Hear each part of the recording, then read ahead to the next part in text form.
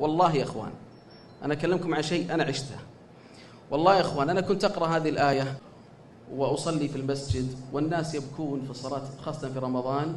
ما كانت هذه الآية تحرك فيني كثيرا، لأن الوالد والوالدة كانوا على قيد الحياة. فلما جاءت صلاة الفجر استيقظت أصلي بالجماعة صلاة الفجر وأخذ الجوال، وإذا الجوال فيه 6 اتصالات من الأهل. فرفعت السماعة واتصلت على أخوي، فقلت وش اللي صاير؟ فقال الوالد تعبان جدا ولازم تجي الحين. فلما دخلت البيت قلت وش اللي صاير؟ قال الوالد في المستشفى. قلت وش اللي صاير؟ أعطوني ما الأخير.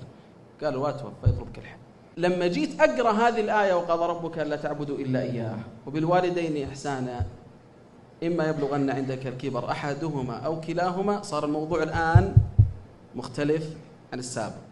صارت هذه الآية تحرك فيني أشياء كثيرة وذكريات كثيرة. وقضى ربك ألا تعبدوا إلا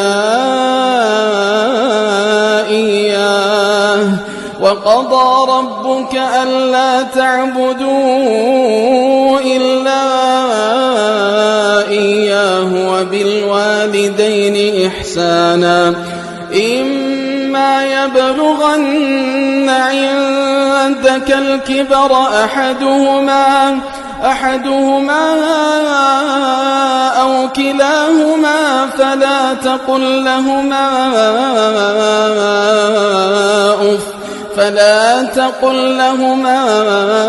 أف ولا تنهرهما وقل لهما قولا كريما.